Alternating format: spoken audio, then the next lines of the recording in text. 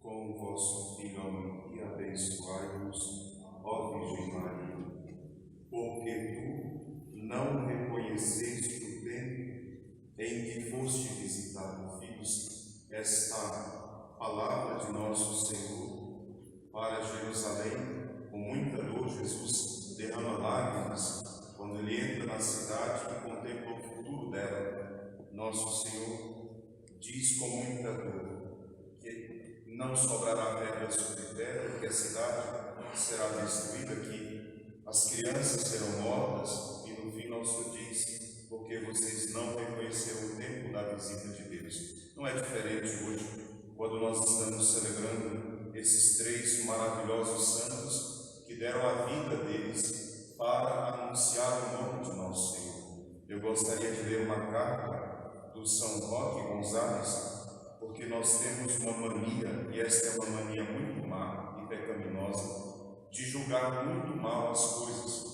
Nós julgamos segundo uma ideia muito afloreada da realidade. Os indígenas são pagãos.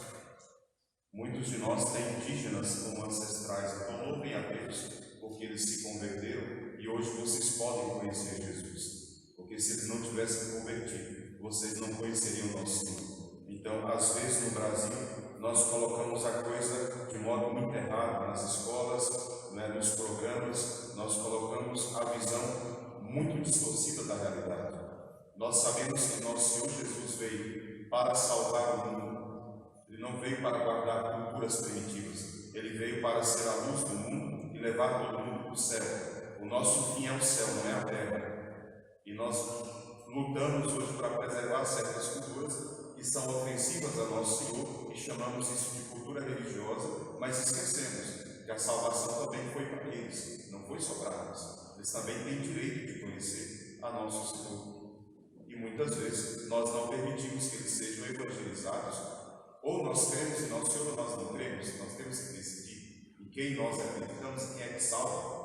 Nosso Senhor é que salva. Esses santos aqui deram a vida deles pelos indígenas, que foram mortos pelos próprios indígenas. Então essa carta é muito bonita, porque mostra a realidade deles.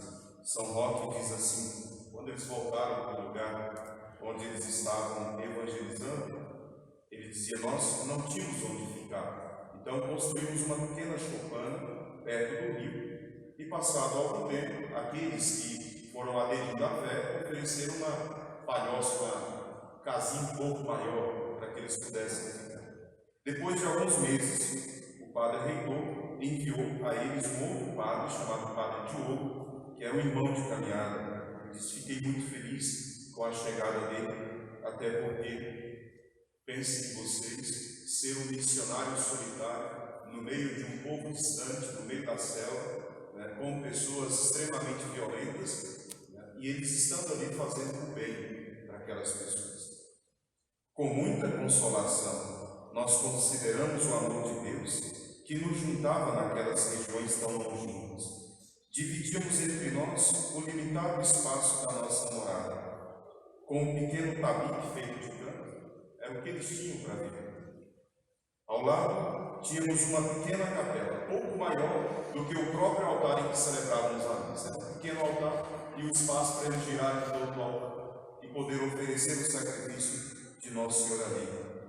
Por eficácia desse supremo e divino sacrifício em que Cristo se ofereceu ao Pai na cruz, começou a triunfar ali, pois os demônios que antes costumavam aparecer a esses índios não se atreveram a aparecer mais, lembra?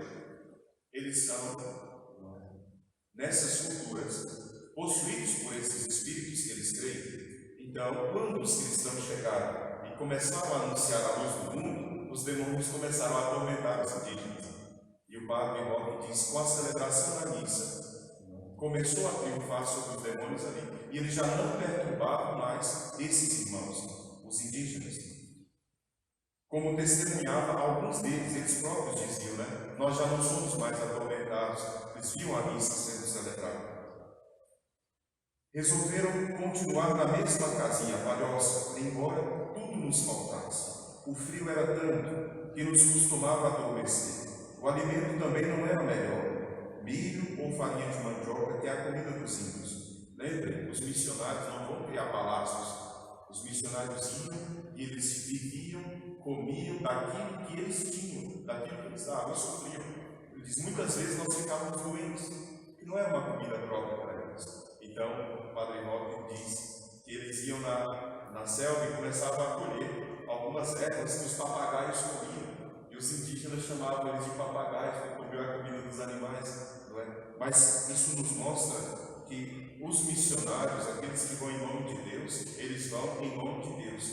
Eles chegam ali e recebem o que tem no lugar. Isso pode testemunhar os nossos missionários que chegaram aqui primeiro com uma igreja bonita na Celebrar. Essa igreja nasceu num barracãozinho de madeira também. E assim nasce a evangelização. Depois ele diz, prosseguindo as coisas desse modo e temendo os demônios que a companhia de Jesus entrasse naquela região, começaram a espalhar por toda a região que nós éramos espiões e falsos sacerdotes e trazíamos a morte nos nossos livros. Também acontece. Quando os inimigos não querem ver o nome de Jesus anunciado, eles começam a espalhar mentiras. Então existiam dois grupos, aqueles que começavam a entender o Evangelho e aqueles que certamente não queriam o Evangelho. E aí começaram a difundir que os cristãos, na verdade, eles traziam a morte. Então eles não se aproximavam das imagens dos santos, pensando que seriam contaminados por alguma coisa que os iria matar. Com o tempo, nosso Senhor vai iluminando e eles foram voltando a entender.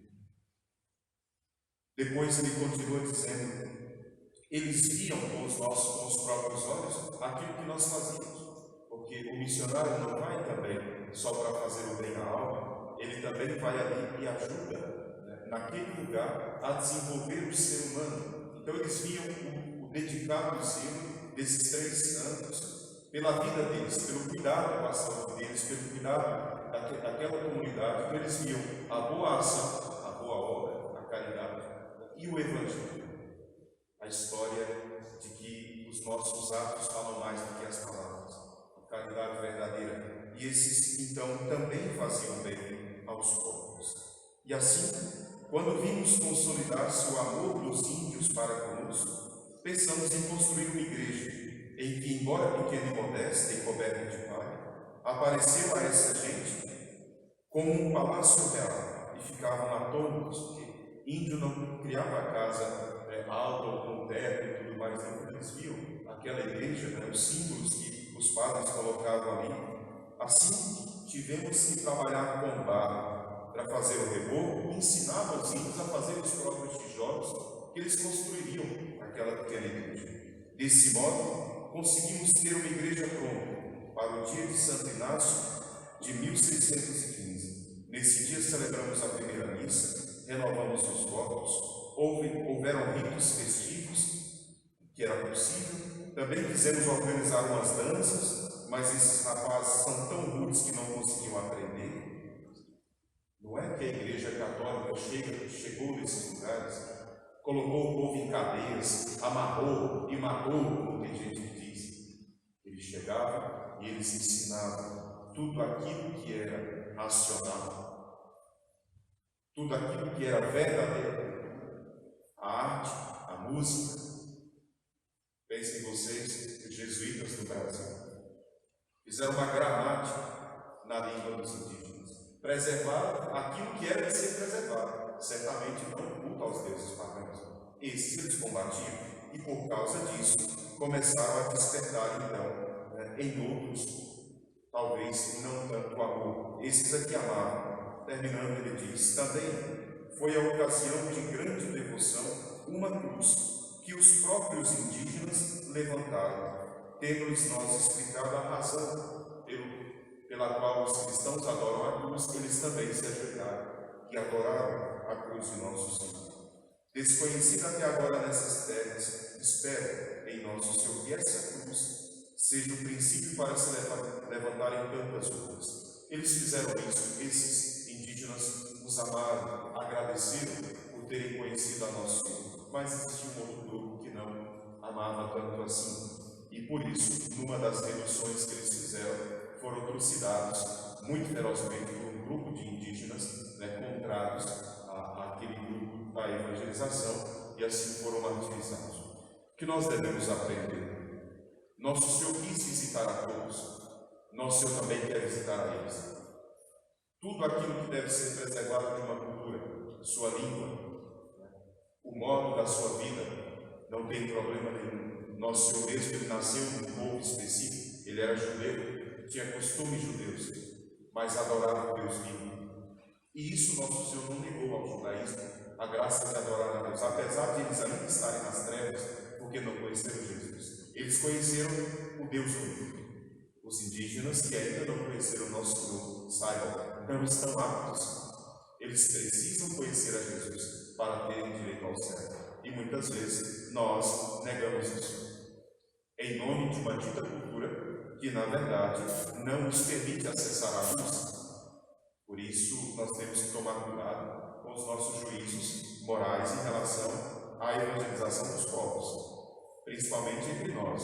Eu não tenho raiz indígena, mas tenho raiz de descendência negra, e sou feliz, porque minha avó se converteu, minha bisavó se converteu e eu sou padre. Caso contrário, eu ainda estaria aí batendo tambor em algum terreiro. Nós temos que dar aos outros aquilo que nós queremos para nós. Então nós queremos dar para os nossos irmãos que ainda não conhecem a Deus, não só o dinheiro da FUNAI, não só o direito a 1 milhão de terras ou a ouro para eles venderem. Nós queremos dar a eles o direito de conhecer a luz do mundo, que pode levá-los ao céu. Caso contrário, nós preservaremos o mundo e perderemos a vida eterna. Que nosso Senhor dê a esses 3 grandes mártires a glória do céu. Mas lembre, no Apocalipse, o sangue deles clama por justiça. E nosso Senhor quer a conversão de todos. Louvado seja nosso Senhor Jesus Cristo.